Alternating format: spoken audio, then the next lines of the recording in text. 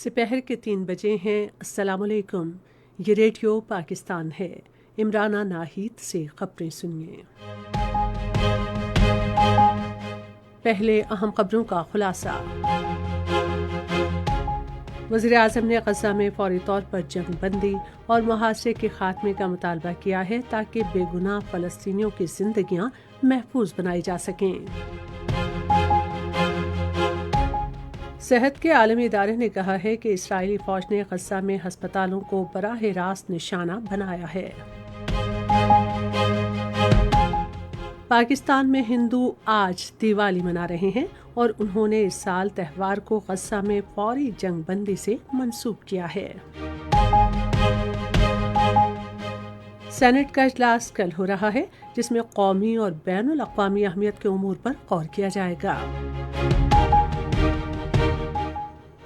پاکستان میں غیر قانونی طور پر مقیم 2,17,000 افغان باشندے اب تک اپنے وطن واپس جا چکے ہیں۔ کل جماعتی حریت کانفرنس نے بھارت کے غیر قانونی زیر قبضہ جموں و کشمیر میں بڑھتی ہوئی ریاستی دہشت گردی پر گہری تشویش کا اظہار کیا ہے۔ ICC کرکٹ ورلڈ کپ میں بنگلورو میں بھارت اور نیدرلینڈ کے درمیان میچ جاری ہے۔ اور اب خبریں تفصیل کے ساتھ۔ نگران وزیراعظم انوار الحق کاکڑ نے عرب اور OIC کے غیر معمولی سربراہ اجلاس کے موقع پر سعودی عرب کے ولی عہد اور وزیراعظم شہزادہ محمد بن سلمان سے ریاض میں ملاقات کی۔ انہوں نے غزہ اور مغربی کنارے کے علاقوں میں فلسطینیوں کے خلاف قابض اسرائیلی فورسز کی جارحیت سے پیدا ہونے والی تازہ ترین صورتحال پر تبادلہ خیال کیا۔ انہوں نے محصور بے گناہ فلسطینیوں کے خلاف اسرائیل کی جارحیت اور سفاکیت روکنے کے لیے فوری طور پر عالمی تعاون میں تیزی لانے کی ضرورت پر زور دیا۔ ورلڈ ہیلتھ آرگنائزیشن کا غزہ کے سب سے بڑے ہسپتال الشفا سے رابطہ منقطع ہو گیا ہے۔ صحت کے عالمی ادارے کے ترجمان نے کہا ہے کہ ہسپتالوں کے ارد گرد اسرائیل کے شدید حملوں کی وجہ سے غزہ شہر اور شمالی غزہ میں کئی ہسپتال نشانہ بنے ہیں۔ فرانس کے صدر ایمینوئل میکرون نے کہا ہے کہ اسرائیل غزہ میں بچوں اور خواتین کو قتل کرنا بند کرے۔ فرانس کے الیزی محل میں خصوصی انٹرویو میں انہوں نے غزہ میں جنگ بندی اور بلا جواز اسرائیلی بمباری بند کرنے پر زور دیا۔ غزہ میں اسرائیل کی 1 ماہ سے جاری بمباری کے نتیجے میں اب تک 11,000 سے زائد افراد شہید اور 15 لاکھ بے گھر ہو گئے ہیں۔ سینٹ کا اجلاس کل سپہر 3 بجے پارلیمنٹ ہاؤس اسلام آباد میں ہوگا۔ ایوان میں قومی اور بین الاقوامی اہمیت کے امور کے علاوہ کئی بل بھی متعارف کرائے جائیں گے۔ الیکشن کمیشن آف پاکستان ملک میں آزادانہ، منصفانہ اور شفاف انتخابات یقینی بنانے کے لیے بھرپور کوششیں کر رہا ہے۔ الیکشن کمیشن آف پاکستان کے ایک عہدیدار نے APP سے باتیں کرتے ہوئے کہا کہ عوام کی آگاہی کے لیے تقریباً 26,000 معلوماتی کتابچے بلوچستان، 1 لاکھ سندھ اور 30,000 خیبر پختونخوا بھیجے گئے ہیں۔ انہوں نے کہا کہ حلقہ بندیوں کو حتمی شکل دی جا رہی ہے اور رواں ماہ کی 30 تاریخ تک انہیں سرکاری طور پر جاری کر دیا جائے گا۔ انہوں نے کہا کہ election commission of Pakistan 10 lakh افراد کو پولنگ کے عملے کی حیثیت سے شامل کرے گا، جو presiding officer, assistant presiding officer اور انتخابی عملے کی حیثیت سے کام کریں گے۔ افغان باشندوں سمیت غیر قانونی طور پر مقیم غیر ملکیوں کی اپنے ملکوں کو واپسی جاری ہے۔ تفصیلات کے مطابق گزشتہ روز 2,957 افغان باشندے اپنے وطن واپس لوٹ گئے۔ اب تک مجموعی طور پر 2,17,000 سے زیادہ غیر قانونی طور پر مقیم افغان باشندے اپنے وطن واپس جا چکے ہیں۔ افغان باشندوں کی باوقار انداز میں وطن واپسی کے لیے دیگر اقدامات کے علاوہ عارضی رہائش کے لیے مختلف اضلاع میں تمام سہولتوں سے آراستہ ٹرانزٹ کیمپ قائم کیے گئے ہیں۔ پاکستان ریلوے ٹرین ڈرائیوروں کے لیے مددگار نظام متعارف کرا رہا ہے، جس سے ٹرین ڈرائیوروں کو 700 میٹر تک ریلوے کی پٹری کا صاف منظر دکھائی دے گا۔ اس ٹیکنالوجی کا مقصد خراب موسم، خاص طور پر اسموگ اور دھند میں ٹرینوں کی آمد و رفت کو محفوظ اور مؤثر بنایا جا سکے گا۔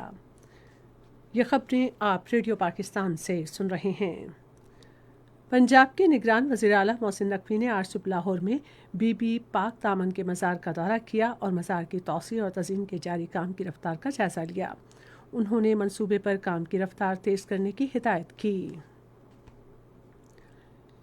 गिलगित बल्तिस्तान के वज़ीर आला गुलबर खान ने स्कर्दू में शिगरथंग बिजली घर का संग बुनियाद रखा।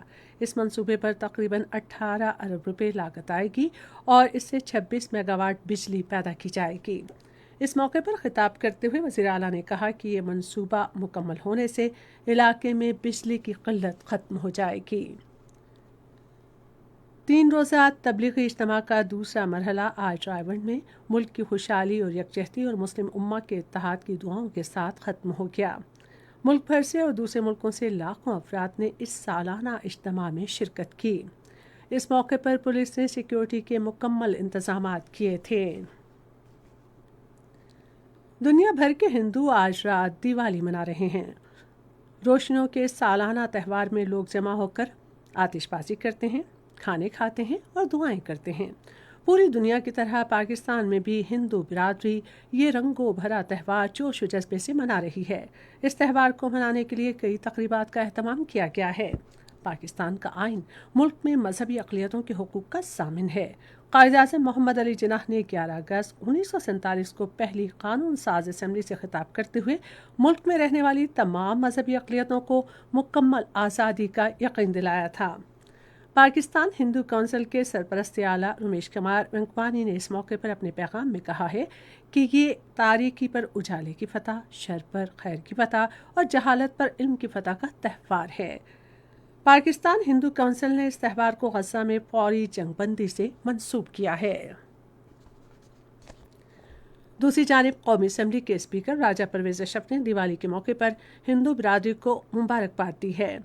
सोशल मीडिया के फोरम एक्स पर कौमी असम्बली की तरफ से जारी एक बयान में राजा परवेज़ अशरफ ने कहा कि अक़लियतें मुल्क की तरक्की में खातिर ख्वाह हिस्सा डाल रही हैं। एक्स पर एक और पोस्ट में chairman Pakistan Peoples Party Bilawal Bhutto Zardari ने हिंदू बिरादरी को इस खुशी के मौके पर मुबारकबाद दी है। कुल जमाती हुर्रियत कॉन्फ्रेंस ने भारत के गैर कानूनी ज़ेर कब्ज़ा जम्मू और कश्मीर में बढ़ती हुई रियासती दहशतगर्दी और मज़ालिम पर शदीद तशवीश का इज़हार किया है। श्रीनगर से जारी होने वाले एक बयान में कुल जमाती हुर्रियत कॉन्फ्रेंस के तर्जुमान ने कहा कि मुहासरे और तलाशी की कार्रवाइयों के दौरान बेगुनाह कश्मीरियों को हरासा किया जा रहा है।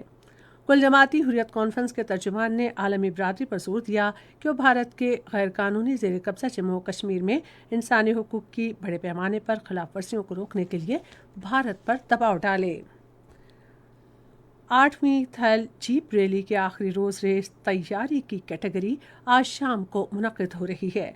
मुल्क के मुख्तलिफ इलाकों से ताल्लुक़ रखने वाले नामवर रेसर रेस में शिरकत कर रहे हैं। इस रेस के लिए मुजफ्फरगढ़ के छांगा मांगा टेला से ज़िला लिया की तहसील चौबारा तक 180 किलोमीटर लंबा ट्रैक तैयार किया गया है।